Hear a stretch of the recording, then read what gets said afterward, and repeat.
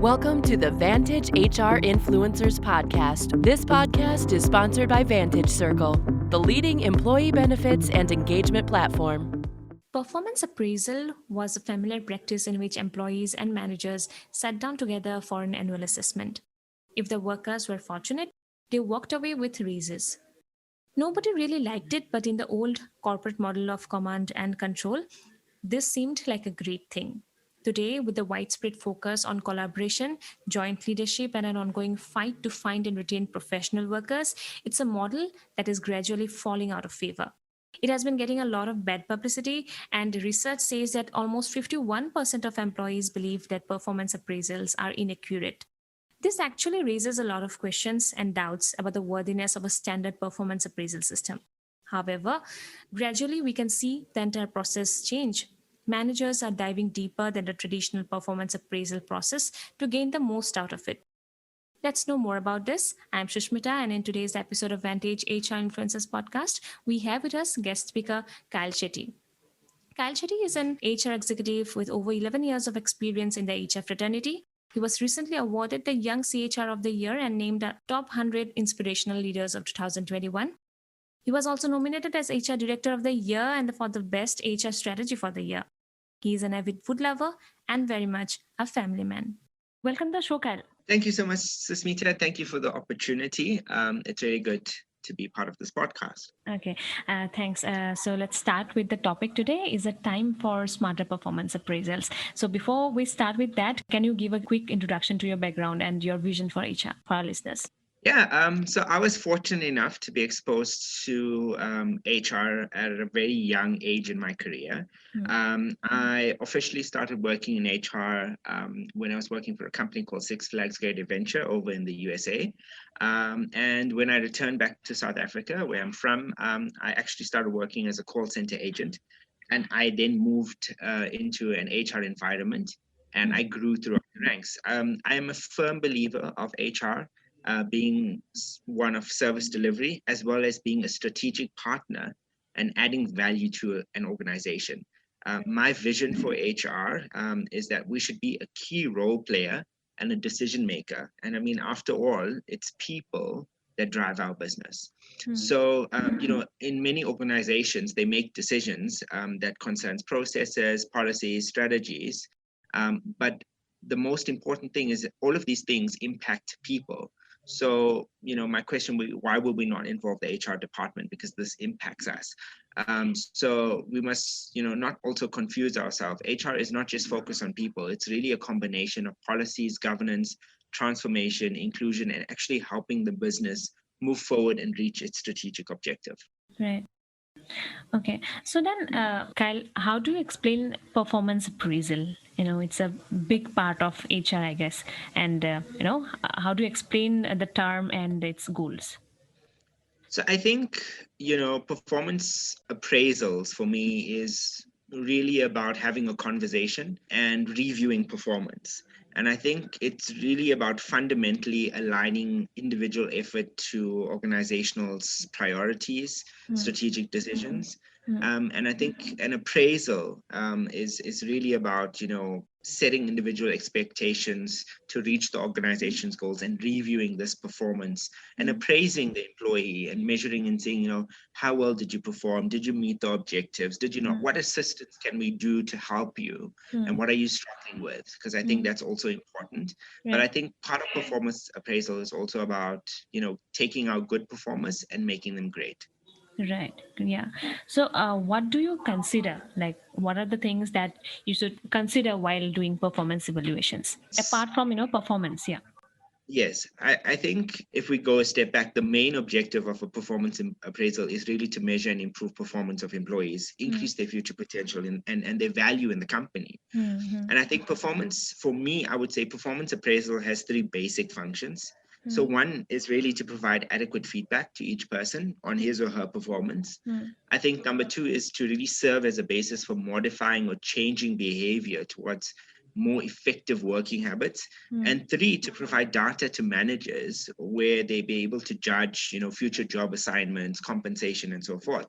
And I think the performance appraisal concept is central for effective management. Now, hard work is there, and I think there's a lot of imaginative work that has gone into developing and refining performance appraisals. But I think there's a great deal of evidence that indicate how useful, effective performance appraisals are. And I think, for many people, having a face-to-face performance review can be challenging or stressful. And also for managers, this can be very tense for them when they're actually doing it.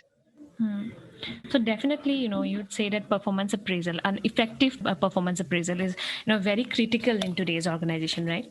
Yes, I totally agree with you. And I think, to be effective is important, because with the ever-changing business world that we're working in, we need to also look at how do we be more effective in performance appraisals, and how do we make this, more tangible and more real in the business environment to transform our businesses. Right. So I have already mentioned in the introduction that the standard performance appraisal methods that organizations take on, they are now they get a lot of bad publicity, and a research that I was going through that also said that almost 51% of employees believe that performance appraisals are inaccurate. So gradually the processes are changing, of course. So what are your views on the modern and the traditional performance appraisal methods? Like, how has the entire process changed over the years? Mm. Yeah, I think that's quite a valid point, and I agree with the research that is there. And I think firstly, when we're looking at performance appraisals and job performance, it shouldn't just be more than an annual chat. Now we know that there's traditional methods of saying, we review your performance, biannually or every quarter, or whatever the case may be. But each method of performance appraisal has its strengths and weaknesses, and it may be suitable for the organization, and some may not be suitable for the organization. So I think it's important to understand, where's your organization, what is the maturity state of the organization, to understand, whether am I going with a traditional performance appraisal method or a more modern stance on it. And as such, I think there's no single appraisal method that's accepted by all organizations. In what my experience, what I've seen is working with companies, we see that they normally sort of combine some of the traditional methods and incorporate it in the modern way of managing performance. I think that the traditional methods worked for a very long time, things like the rating scale, grading checklist method.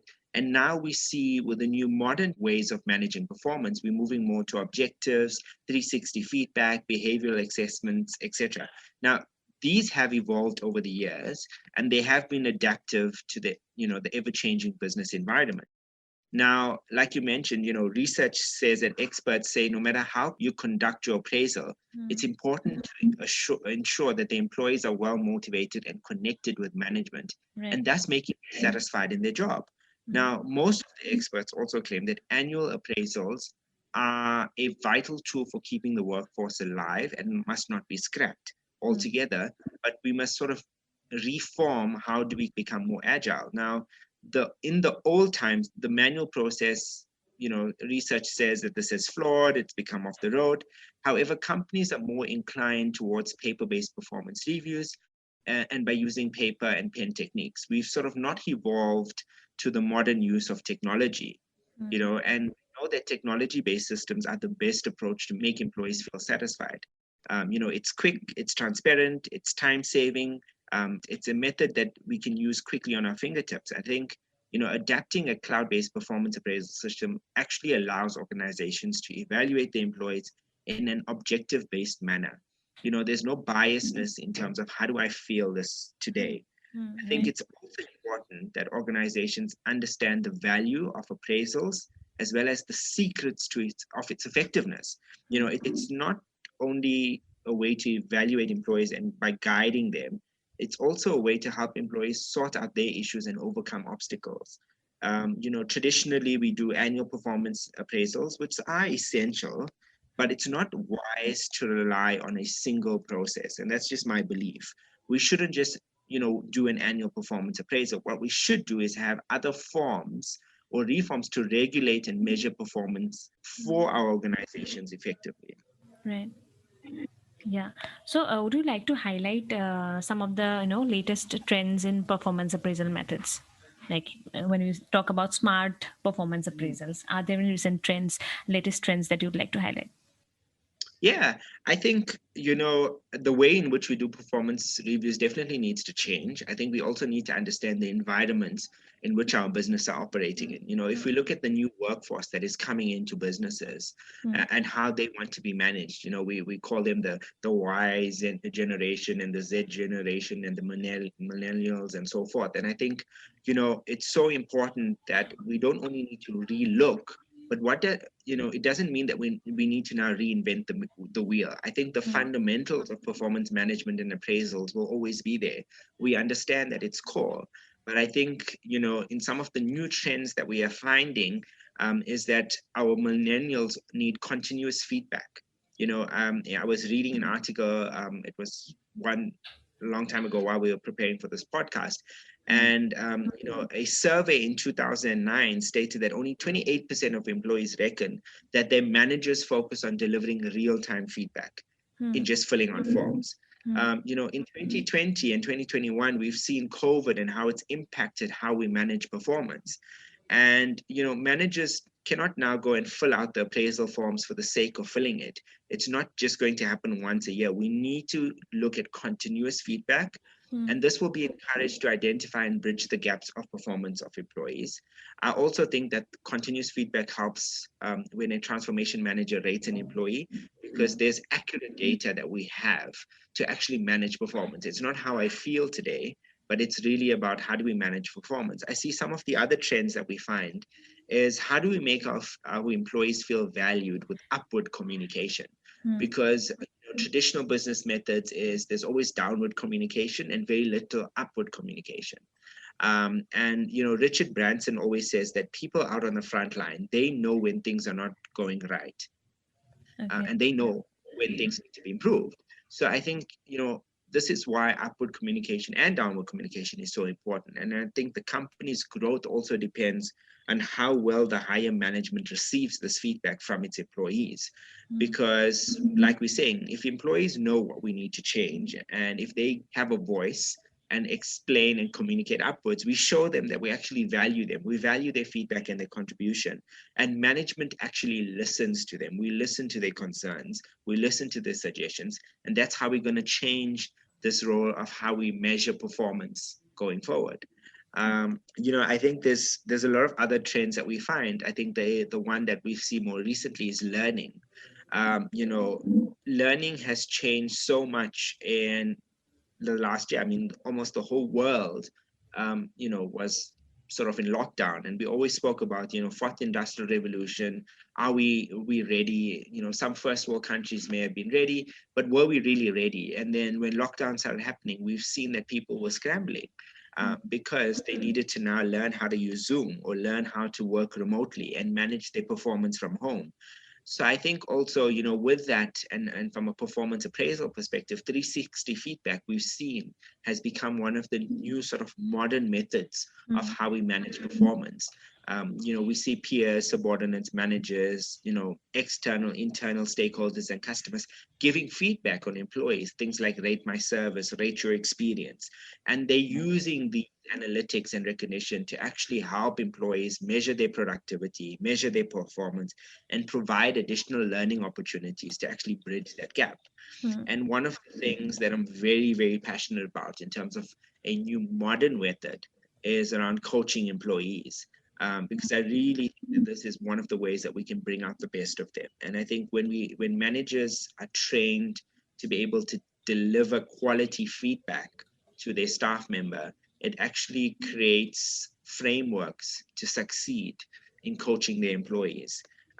Continuous feedback should be there by managers. It should not be sharp. It should, not have no empathy. It should be something that is embraced in our culture of organization. And it should something that where, as managers, we show our employees that we care to challenge them. We want to help them grow and succeed in their role and help them grow. And I think coaching is also playing a part in terms of we saying to our employees that we believe in you and that we can help create expectations that can shape your performance.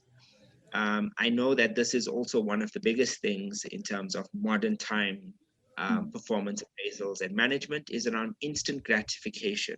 A survey that I was recently looking at from were sharing that 4 out of 10 employees, said that they don't get recognition from higher management. And it's so important that we understand that when good performers leave the company, it becomes a question of stability and profit. And in the digital area that we're looking at, we should be able to start tracking performance continuously. And we should be having a system in place where we are rewarding and recognizing employees based on their Right. performance. Yeah. So my next question is related to rewards and recognition. Vantage Circle, we are an employee engagement company, and rewards and recognition is a very core product of ours. And you have so much experience in performance appraisals. So how do you relate, rewards and recognition to performance appraisals, as you were saying? I think the goal of the employee recognition in the workplace is really to reinforce particular behaviors, practices, activities that result in better performance and ultimately give us positive business results.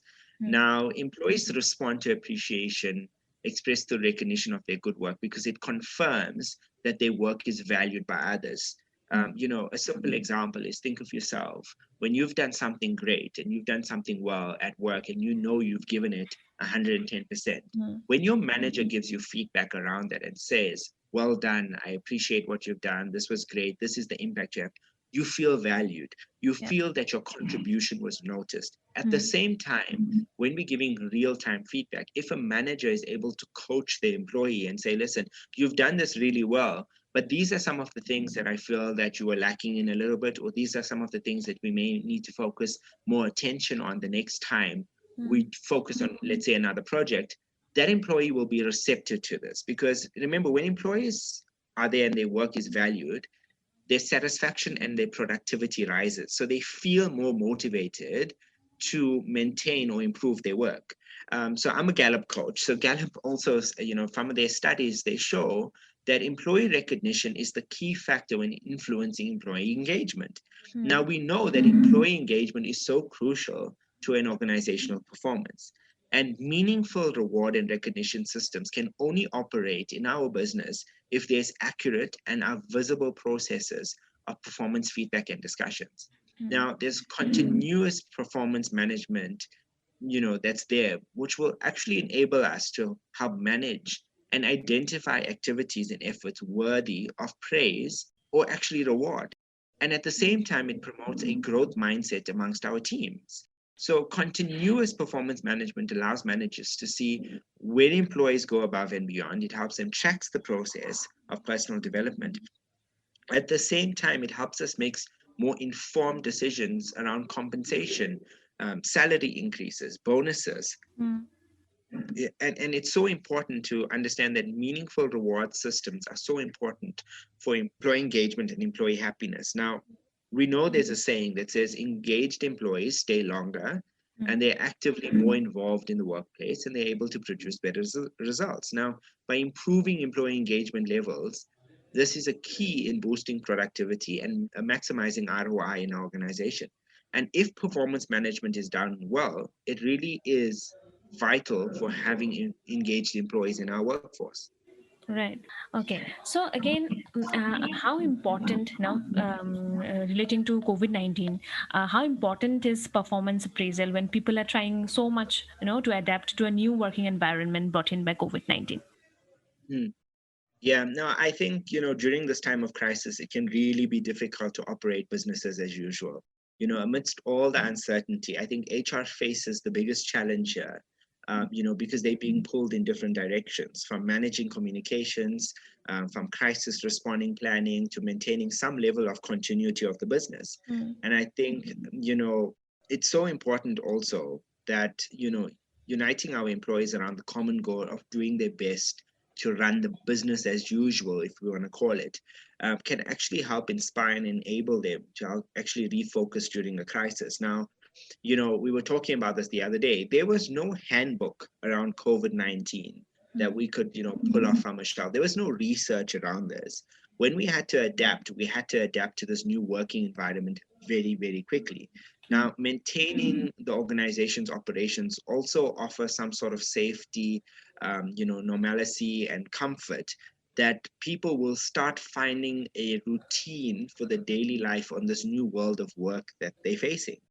Now, we all are facing uncharted territory and we're all learning as we go. This means many organizations are currently reassessing their feedback strategy. They will need to weigh in on a variety of factors in order to meet the unique organizational needs.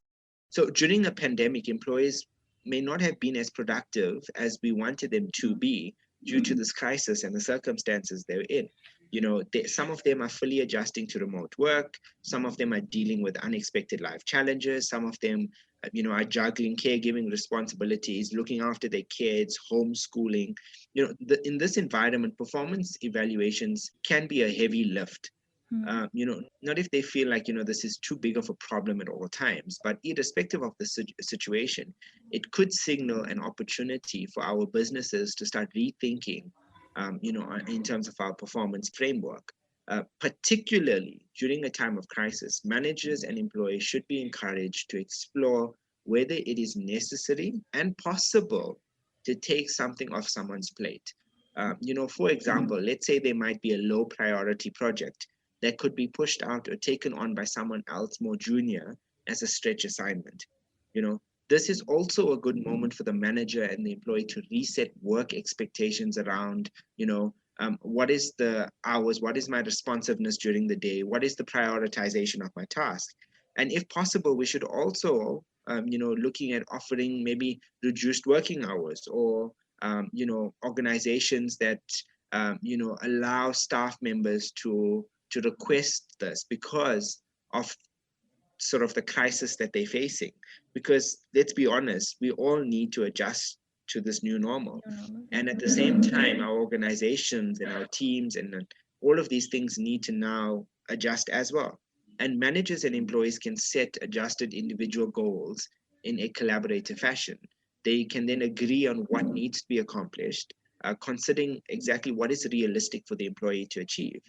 And I think one final crucial consideration when deciding to take a pause on employee evaluations is to ensure ultimately that the employee still has the framework in which they can provide each other feedback with for a continued learning and growth process. I think that is very, very important. Yeah, right. Kyle, turning towards the biases that we face in performance appraisal.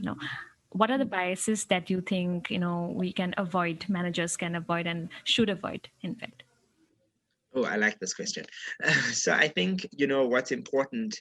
I think Kevin Campbell from Culture Amp says he said something around there's a vast majority of human opinions and decisions that are based on biases, beliefs, and intuition.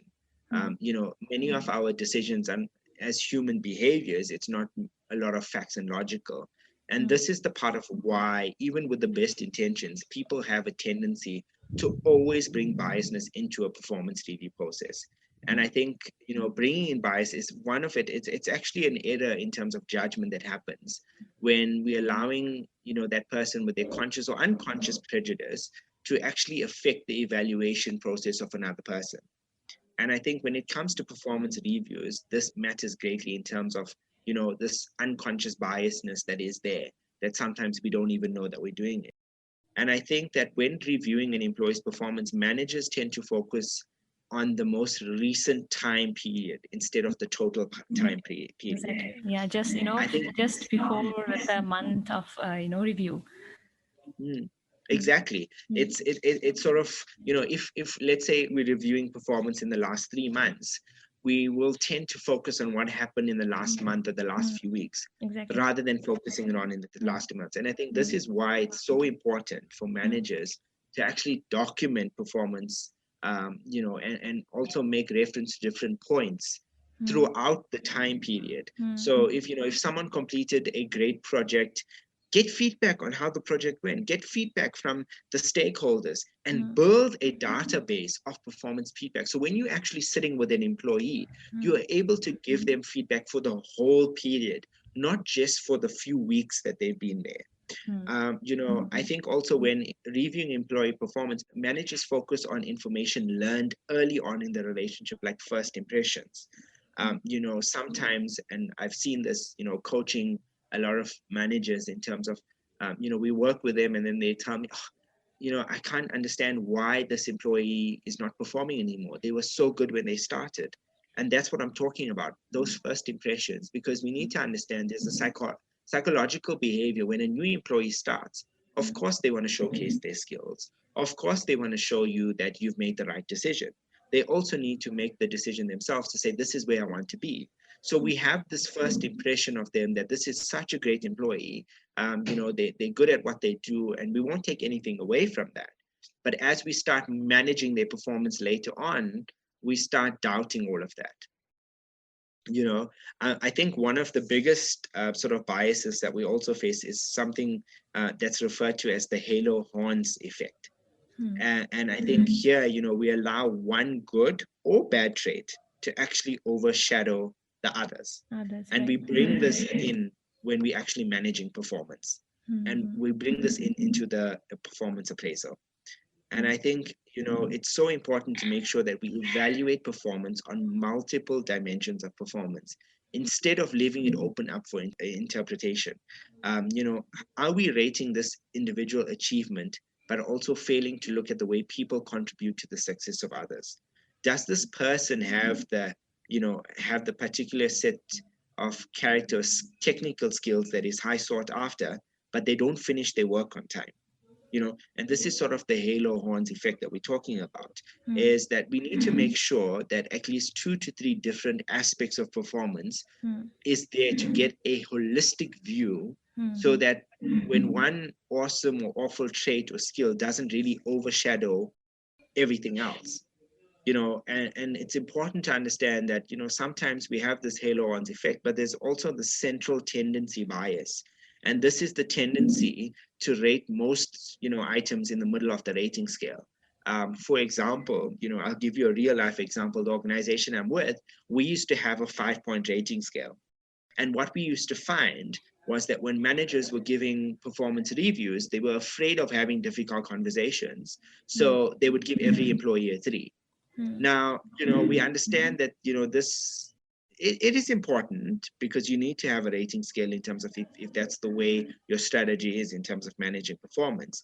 But for managers, central bias this may not be an issue for them, because they feel that by selecting the neutral option, it's easy for them not to have difficult conversations with an employee. So what I did was I actually changed the rating scale in the organization. I changed the rating scale to 1 to 4. Okay. So that way, there's no neutral way of saying, well, what number do I pick? Because I can't go in the middle anymore. I've either saying they have not met any expectations, That they've was a met some smart move. expectations. Exactly. Number 3 is they've met all expectations, and number 4 is that they've exceeded expectations. So where are they sitting now? And that's something that we found out. But I think also, and I won't take too much of the time in terms of this, but one of the other ones that I find really, really crucial in a lot of organizations that we coach in terms of this is there's a similar to me bias. And I don't know if you've ever experienced this, but there's an inclination to give a higher rating for people with similar interest or skills or backgrounds as the person or the manager that's doing the rating. And in simple terms, what we're doing is we tend to like people that are like us. So in addition to making performance reviews tricky, this can also make a workplace feel, less inclusive than what there is, because we have this biasness of rating people that we like more, that we get along more, that we have the same interest and values. And those are some of the things that can really, really impact a performance rate appraisal, or some of the biasness is there. And we need to stop avoiding that by saying, let's remove our relationship out of the situation, and let's rather look at how do we manage this person's performance. Yeah, really nicely explained, Kyle. So, anything else that you'd like to add, or any suggestions to HRs on why they should, take up performance evaluation, be conducted accurately? I think that over the years, we've sort of seen this performance evaluation process evolve. And I think, one of the things that we need to start doing is we need to start removing the dependency of HR in terms of doing performance reviews. This is a line manager function. This is not an HR function. HR is there to provide the tools, it's there to provide the support, the guidance, the coaching. And the manager is actually responsible for managing the performance and conducting the evaluation of the employee. Now, let's not forget, we don't want to pass responsibility here. It is still vitally important for HR to provide the required training, the required coaching to enhance performance of those that are not meeting the required standard. Now, HR should play a strategic role in helping the manager identify the needs, identify the right support that's given to the employee. We should not be afraid to have difficult conversations with those that are not performing. And likewise, we should be giving recognition when recognition is due.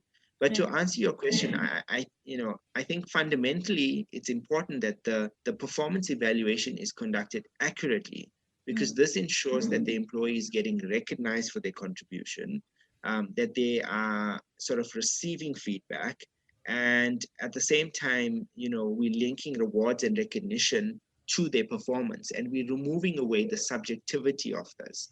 And we're actually making sure that by accurately conducting performance reviews and evaluations, we are able to get real-time data in terms of how is our organization performing. We are able to get accurate trends in terms of what is some of the disengagement levels in the organization, and then start working on those things to have an actual impact in terms of performance. Right. Okay, so fine. How can our listeners reach out to you? Well, you are welcome to find me on LinkedIn. It's Kyle G. Chetty on LinkedIn. Alternatively, I'm very active on Facebook, so you're welcome to follow me on Facebook. And you're welcome to contact me via email, which is Chetty Kyle, so it's ChettyKyle @yahoo.com. Okay, that was really good listening to you, Kyle. Thanks for being a part of the Vantage HR Influencers podcast. Thank you so much for the opportunity. Thanks for listening to Vantage HR Influencers Podcast, where we engage with HR influencers about human resources. Please do subscribe to Vantage HR Influencers Podcast on Apple Podcasts and Spotify for new episodes.